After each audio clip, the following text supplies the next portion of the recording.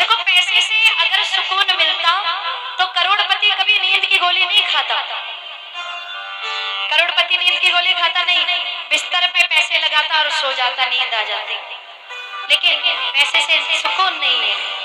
करोड़पति से उसके घर एक महाराज आए, उसने बड़े प्यार से मनोहार की, बड़े तरह तरह का भोजन करवाया। जब वो जाने लगे तो सेठ जी ने हाथ जोड़े। जब सेठ जी ने हाथ जोड़े तो महाराज जी ने कहा, भाई तुम्हारे पास किस चीज की कमी है, तुम क्यों हाथ जोड़ रहे हो, इतने बड़े सेठ हो, कोई कमी नहीं है। तो सेठ जी कहने लगे, महाराज जी मेरे 3 बेटे 3 बहुएं, पत्नी स्वर्गवासी हो चुकी है, जिंदगी में एक ही चीज की कमी है, अगर मुझे एक बेटी होती तो बड़ा सुकून होता दिल को, हर बात उससे कर पाता जो बेटे से नहीं कर पाया। महाराज जी ने कहा, अच्छा बेटी नहीं है, तो बड़ा सोच के जवाब दिया कि तुम बरसाने की नगरी में रहते हो, क्यों ना राधे रानी को ही अपनी बेटी बना लो।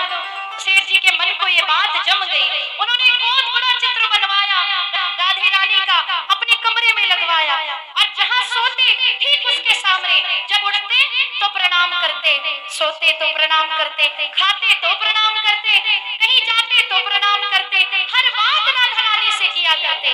बेटी ऐसा हुआ, बेटी ऐसा हुआ, बेटी ऐसा हुआ।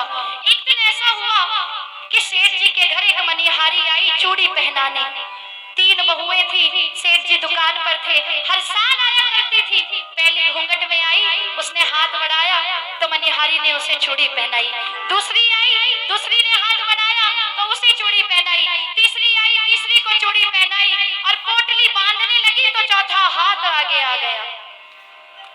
जैसे ही चौथा हाथ आ गया तो मनिहारी ने सोचा इनकी 3 बहुएं हैं, हो सकता है कोई मेहमान आया, इतने बड़े व्यापारी हैं, उसे भी चूड़ी पहना दी।